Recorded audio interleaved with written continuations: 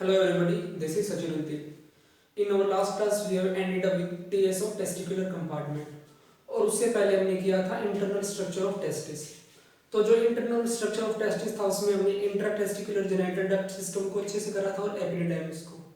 तो जो अपनी दो चीजें रहती वो हैं, एक तो extra testicular genital duct system और अपनी एसेसरी सेक्स ग्लैंड्स। तो आज हम उन्हीं को अच्छे से करेंगे। तो जो अपना extra testicular genital duct system है उसमें अपना फर्स्ट पार्ट होता है एपिडिडाइमिस, देन वास डिफरेंस या फिर इसको हम बोलते हैं ductus difference and third part जो अपना होता है वो है यूरिथ्रा। तो जो एपिडाइमिस वाला पार्ट उसको हम अच्छे से कर चुके हैं। इसके बाद जो अपने दो पार्ट रहते हैं वो वास डिफरेंस और यूरिथ्रा। तो सबसे पहले हम इन ग्लैंड्स की और इन डक्ट्स की अरेंजमेंट देखेंगे कि मेल रिप्रोडक्टिव सिस्टम में किस तरह से प्रेजेंट होती है, कहाँ इनकी लोकेशन होती है। उसको भी हम दो व्यू से देखेंगे, फ्रंटल व्यू और साइड व्यू से। तो शुरू करते हैं साइड व्यू से। तो suppose this is our abdominal wall and this is our scrotum sac. तो अपना जो स्क्रोटम है इसमें अपनी टेस्टिस प्रेजेंट होती है इस तरह से।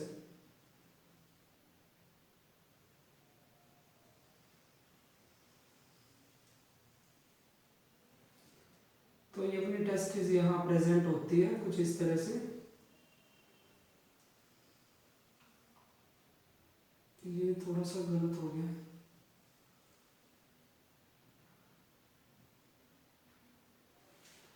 तो जो अपनी टेस्टिस है it is present inside the scrotum, then it extend towards the abdominal cavity. तो ये एब्डोमिनल कैविटी की तरफ बढ़ेगी एंड यहाँ पे क्या करेगी, जो अपना यूरिनरी ब्लैडर होता है उनके यूरिटर्स के ऊपर से एंड करेगी।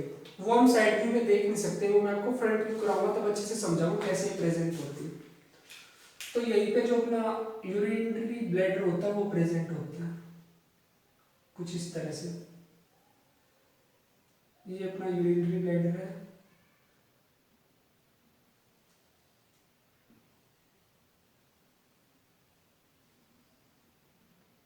तो ये अपना यूरिनरी ब्लैडर हो गया। तो जो अपना यूरिनरी ब्लैडर होता है उसके यूरिथ्रा वाले पार्ट में एक ग्लैंड प्रेजेंट होती है जिसे बोलते हैं प्रोस्टेट ग्लैंड। ये सिंगल ग्लैंड है। तो ये अपनी प्रोस्टेट ग्लैंड हो गई। This is our scrotum, this is our testis,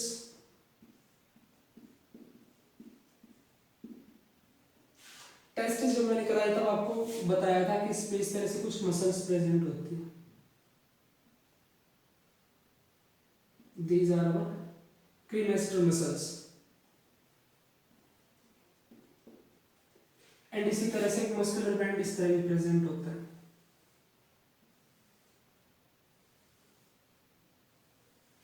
तो ये अपनी कौन सी मसल है, दीज आवर डार्टोस मसल। तो क्या होता है, जो ये डक्ट होता है इसमें जो फर्स्ट पार्ट है दिस इज एपिडिडाइमिस। तो जैसे ही एपिडिडाइमिस के टेल वाला पार्ट है जहां से उसका डायमीटर इंक्रीज होना शुरू होता है और इट बिकम्स लेस कन्वोल्यूटेड, तो वहीं से अपना जो वास डिफरेंस है वो शुरू हो जाता है। Then the vas deferens will extend in the abdominal cavity and it hangs over the ureters of the urinary bladder. Then ये यहाँ पे before entering to the prostate gland, ये यहाँ पे इस तरह से प्रोस्टेट ग्लैंड में एंट्री करता है। पर एंट्री करने से पहले it get joined with vesicle duct, seminal duct we can say. तो ये अपना सेमाइनल डक्ट है और ये अपनी सेमाइनल ग्लैंड है। तो प्रोस्टेट ग्लैंड में एंट्री करने से पहले सेमाइनल डक्ट के साथ फ्यूज हो जाता है। तो ये है अपनी prostate gland,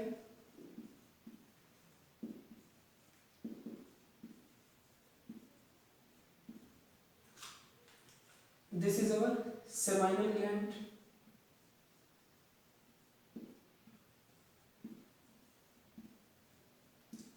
and this is our seminal duct.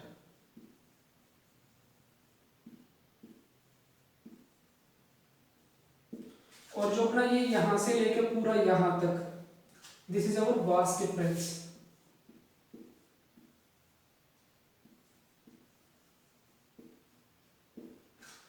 तो अपने जो vas deferens plus seminal duct, ये दोनों मिलके बनाते हैं इजैक्यूलेटरी डक्ट।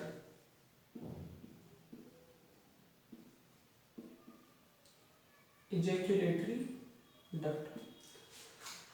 देन जो अपना इजैक्यूलेटरी डक्ट है वो आगे जाके क्या करेगा, यूरिथ्रा के साथ मिल जाएगा।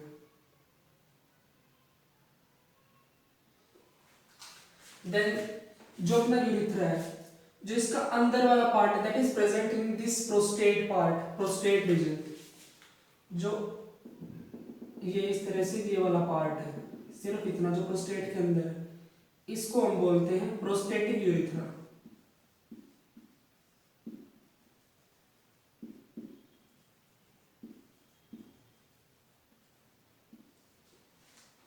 देन उसके बाद जो प्रोस्टेट के बाद शुरू होता है वो वाला पार्ट, ये है अपना मेम्ब्रेनस यूरिथ्रा।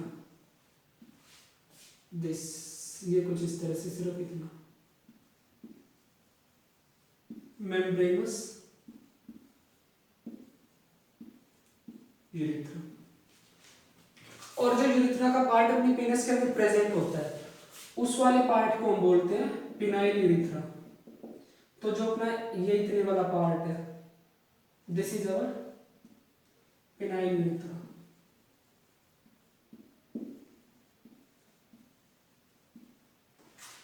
तो जहां पे अपना प्रोस्टेटिक यूरिथ्रा और मेम्ब्रेनस यूरिथ्रा, इन दोनों का जंक्शन होता है, यहाँ पे एक और ग्लैंड का डक्ट हमें मिलता है, ये कुछ इस तरह से, a pea shaped gland called as Cowper's gland और bulbourethral gland.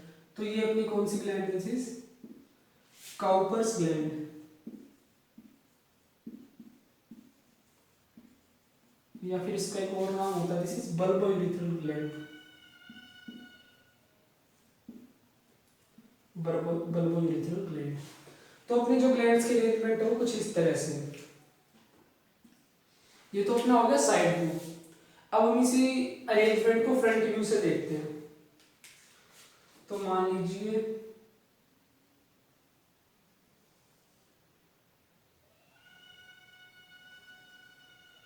This is our urinary bladder,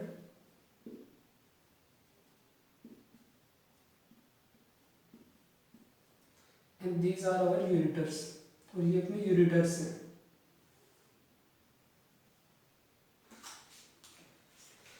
and यहाँ पे जो अपनी टेस्टिस प्रेजेंट है, this is our epididymis part. Then इसके बाद जो पार्ट शुरू होता है वो होता है अपना vas deferens.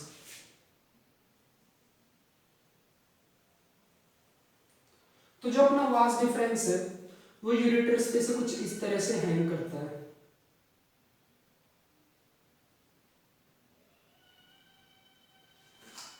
And then again यहाँ पे अपनी ग्लैंड प्रेजेंट होती है, प्रोस्टेट ग्लैंड, दिस।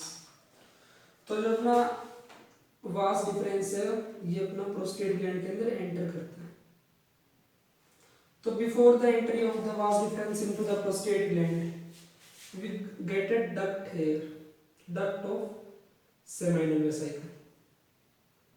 तो अपना ये वाली सेमाइनल वेसिकल ग्लैंड है and this is seminal duct. तो जो अपना ये वाला seminal duct plus vas deferens, ये दोनों मिलके बनाते हैं इजैकुलेटरी डक्ट। तो जो अपना ये वाला स्पेसिफिक ये वाला पार्ट है जो दोनों के मिलने के बाद है, इसको बोलते हैं ejaculatory duct, ejaculatory duct. Then जो अपना इजैकुलेटरी डक्ट है ये आगे चल के यूरिथ्रा के साथ मिलता है कुछ इस तरह से,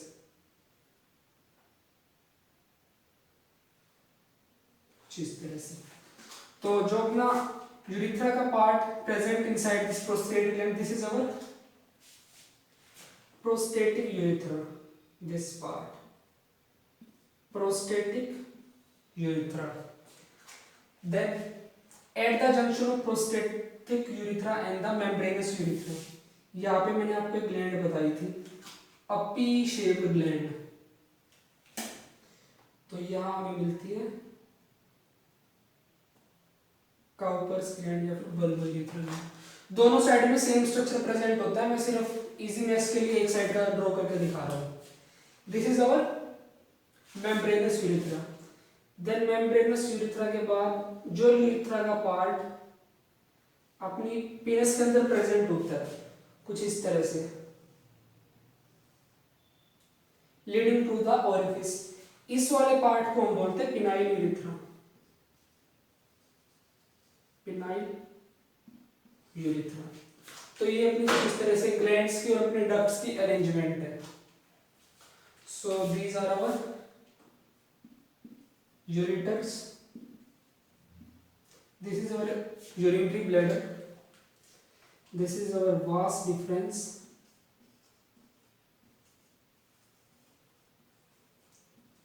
वास डिफरेंस के बाद ये अपनी है ये वाली ग्लैंड, ये इस तरह से, इस ग्लैंड का नाम है अपनी का सेमाइनल वेसिकल। ये अपनी कैसी ग्लैंड है? पेयर्ड ग्लैंड है seminal vesicle. Then seminal vesicle के बाद जो अपनी ग्लैंड है वो है prostate gland. This is prostate gland.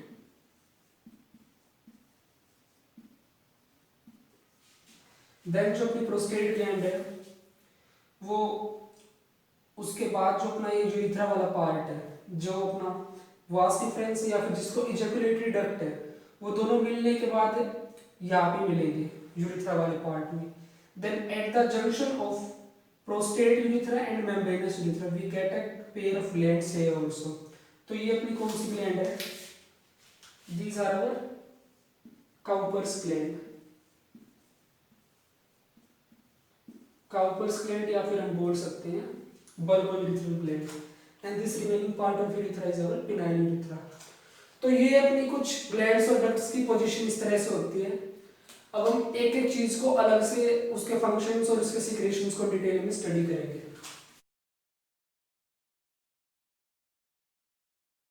तो सबसे पहले हम शुरू करते हैं extra testicular genital duct system, मतलब जो डक्ट्स टेस्टिस के बाहर प्रेजेंट होते हैं। तो उसमें सबसे पहला अपना होता है एपिडिडाइमिस।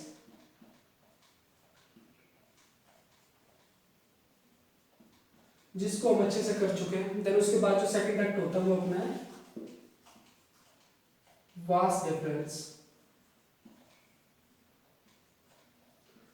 अब हम वास डिफरेंस को अच्छे से करेंगे। वास डिफरेंस या फिर इसको हम बोलते हैं ductus difference.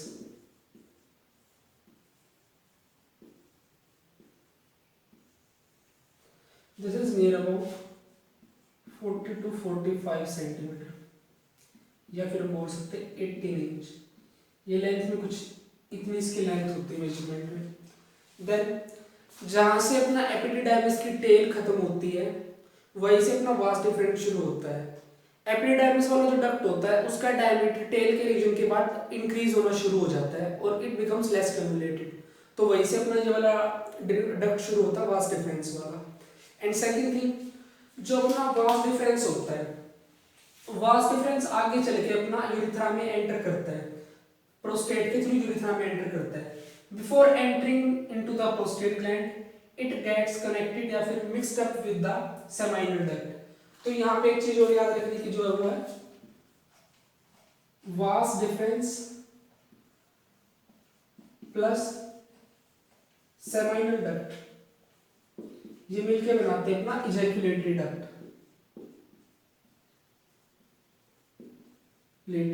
Ejaculatory duct, and this ejaculatory duct enters through the prostate। ये ejaculatory duct अपना प्रोस्टेट से एंटर करेगा और जो अपना यूरेथ्रा वाला पार्ट है उसके साथ मिक्सअप हो जाएगा। जो ejaculatory duct है enters through the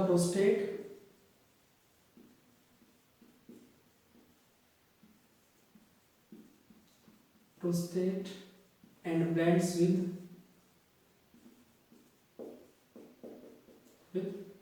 urethra। And then जो उसके बाद अपना थर्ड डक्ट आता है वो है urethra. It is near about 20 centimetre long. जो अपना यूरिथ्रा होता है इसके भी 3 पार्ट होते हैं। First prostatic urethra,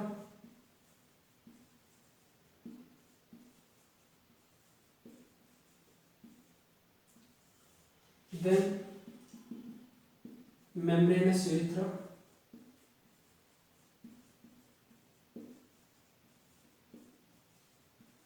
and the last third is spongy या फिर penile urethra, spongy और we can say penile urethra।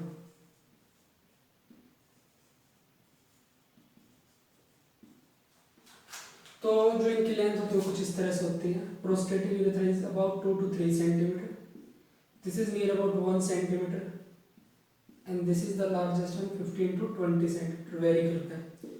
जो मैं आपको लेंथ्स की वैल्यूज मेजरमेंट्स बता रहा हूँ ये पर्सन टू पर्सन वेरी करती है और अलग अलग बुक्स में भी अलग अलग दी गई है, तो इनके साथ आप कंफ्यूज ना हो। अगर आप 11th-12th का स्टूडेंट है तो आप एनसीईआरटी को फॉलो करें, अगर उससे हायर लेवल है तो जो बाकी बुक्स में दिया गया अच्छी बुक्स में उनको फॉलो करें। तो जब अपना प्रोस्टेटिक यूरिथ्रा होता है उसमें क्या होता है, जो प्रोस्टेट के अंदर वाला यूरिथ्रा का पार्ट होता है इसको हम प्रोस्टेटिक यूरिथ्रा बोलते हैं। देन इसके बाद प्रोस्टेट को जैसे ये यूरिथ्रा छोड़ेगा, जो next urethra that is membranous urethra get started. तो जो अपना at the junction of prostatic urethra and membranous urethra we get a connection of duct of gland, Cowper's gland. Then जो अपना यूरिथ्रा का पार्ट पीनस के अंदर प्रेजेंट होता है उसको हम बोलते हैं स्पॉन्जी यूरिथ्रा या फिर पिनाइल यूरिथ्रा।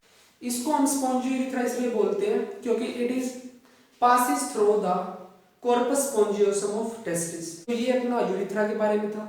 इसके साथ अपना extra testicular genital duct system भी खत्म होता है। अब जो चीज बचती है वो अपनी ग्लैंड्स। सेक्स ग्लैंड्स में जो अपनी सबसे फर्स्ट ग्लैंड है सेमाइनल वेसिकल। सेमाइनल वेसिकल जो अपनी सेमाइनल वेसिकल होती है वो कैसे होती है, पेयर्ड ग्लैंड्स होती है।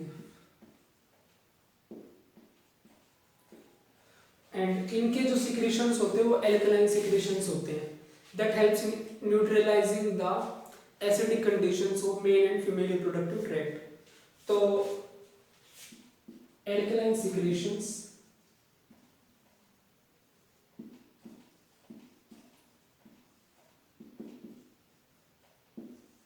उसमें जो अपनी चीज आती है वो कुछ इस तरह से। एल्कलाइन सिक्रीशंस में first is fructose,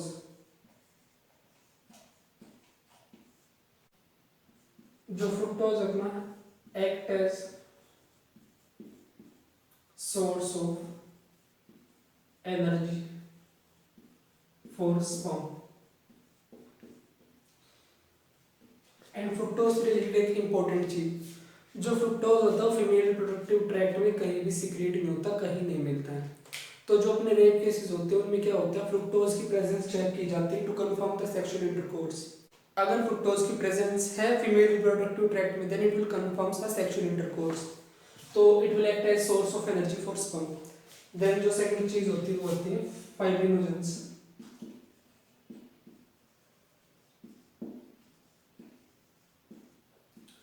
helps in clotting of sperm।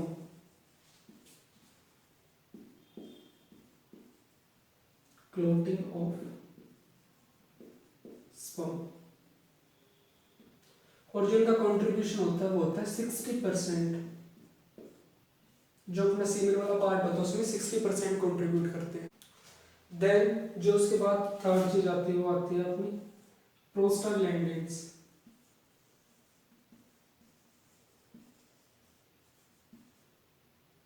prostaglandins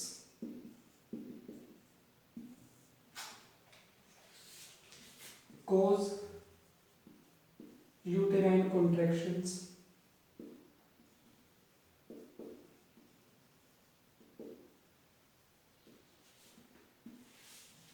to support motility of sperm। ये यूट्राइन कॉन्ट्रैक्शंस क्रिएट कराते हैं जिसकी वजह से सक्शन पुल क्रिएट होता है due to which the sperm can descend into the female reproductive tract. तो ये सारे जो सिक्रेशंस है these are released through the cervical duct. Then उसके बाद जो अपनी सेकंड ग्लैंड आती है वो है प्रोस्टेट ग्लैंड।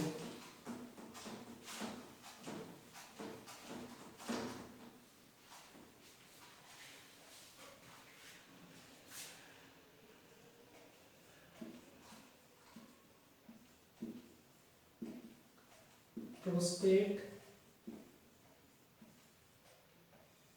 ग्लैंड ये कैसी होती है? Single, contributes near about 30% of the volume of sperm. Semen, not sperm. Contributes nearly about the 30% volume of the sperm. तो ये डोनट शेप की होती है, डोनट शेप, और जो इसका साइज होता है वो एक गोल्फ बॉल की साइज जितना होता है, size similar to golf ball, golf ball. तो जो इसके सिक्रेशंस होते हैं उन सिक्रेशंस में प्रेजेंट होता है citric acid plus calcium ions etcetera. दो जो ये सीक्रेट सिट्रिक एसिड होता है this act as a source of energy used by sperm to produce ATP through Krebs cycle। तो जो अपना सिट्रिक एसिड होता है उसको यूज करके ATP प्रोड्यूस करता है via Krebs cycle। तो जो अपने प्रोस्टेटिक सिक्रेशंस होते हैं these contribute to the sperm motility and mobility। Prostatic secretions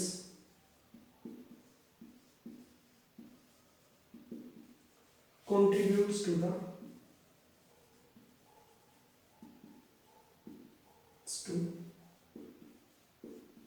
sperm motility and viability।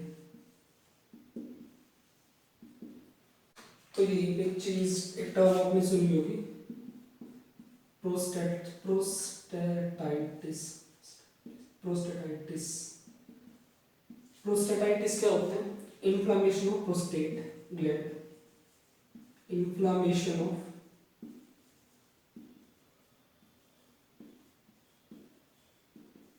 Prostate gland. And एक चीज और सुनी होगी आपने benign prostate hypertrophy.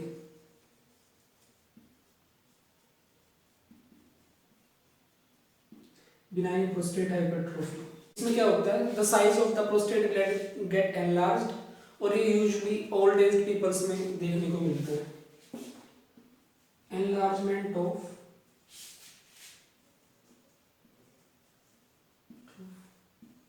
Size of prostate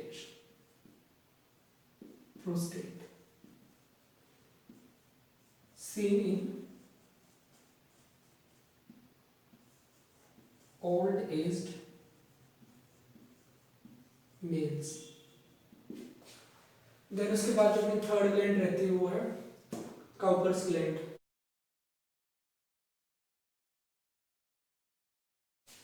size nearly about the pea size gland।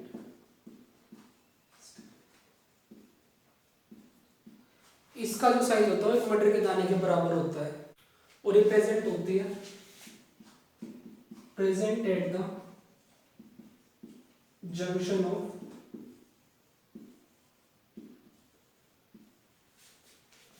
Prostatic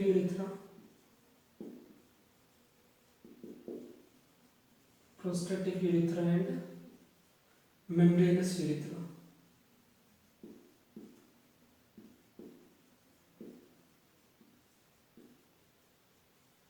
तो जो इसके secretions होते हैं ये सिक्रेट करते हैं एल्कलाइन सिक्रेशंस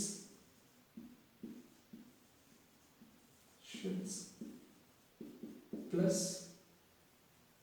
म्यूकस। तो जो अपना एल्कलाइन सिक्रेशंस होते हैं वो क्या करते हैं, हेल्प्स इन न्यूट्रलाइजिंग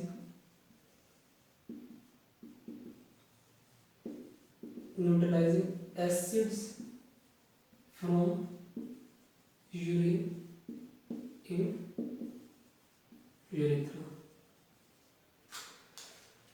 एंड जो अपनी म्यूकस होती है helps in lubrication,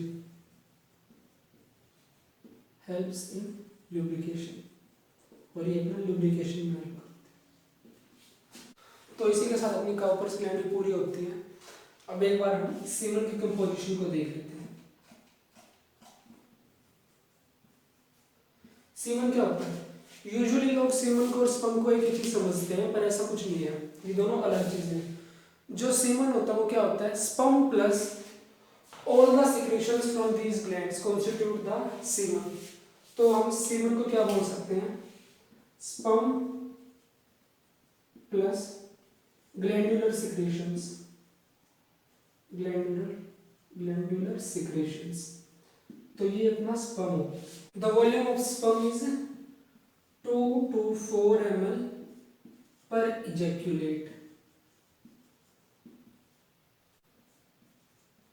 with 50 to 150 million sperm per ml। तो जो अपना एक इजेकुलेशन होता है उसमें जो स्पर्म का अमाउंट होता है वो होता है 2 to 4 ml। Semen 2 to 4 ml होता है, उसमें से जो 1 ml सीमन होता है उसमें 50 to 150 मिलियन स्पर्म प्रेजेंट होते हैं। तो आप देख सकते हैं कितने ज्यादा नंबर में स्पर्म है।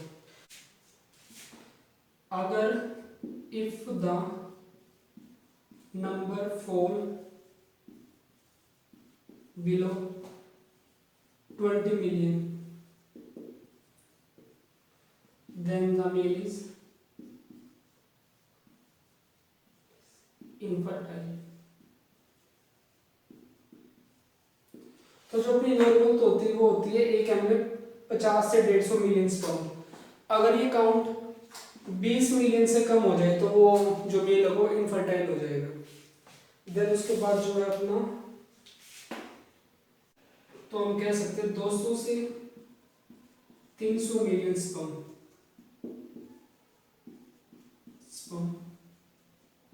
per ejaculate।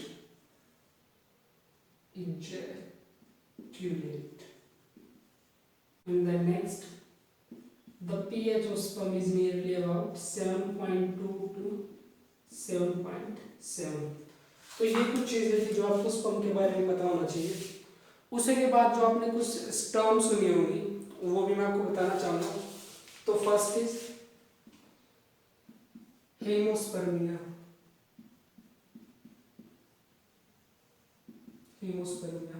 हेमोस्पर्मिया होता है presence of blood in the semen. अगर सीमन के साथ ब्लड भी आता है तो उसको हेमोस्पर्मिया बोलते हैं। देन उसके बाद जो दूसरी टर्म आती है that is oligospermia. Oligo means less sperm count को हम बोलेंगे ओलिगोस्पर्मिया। तो ओलिगोस्पर्मिया तो हो गया low sperm count. Then third is azoospermia.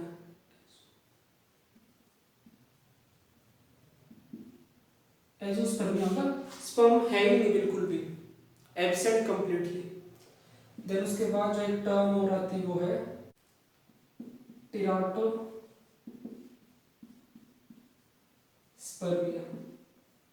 टेराटोस्पर्मिया होगा मतलब डिफेक्टिव शेप एंड साइज होगी स्पर्म की। तो जो अपना एक नॉर्मल स्पर्म होता है उसमें मतलब क्या क्या फीचर्स होने चाहिए, उसमें 60% तो होना चाहिए normal shape and size, normal shape and size, and 40% should be the vigorous motility।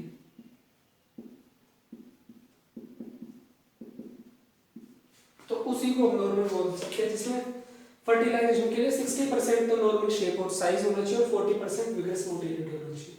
So guys, with this we have completed with our male reproductive system।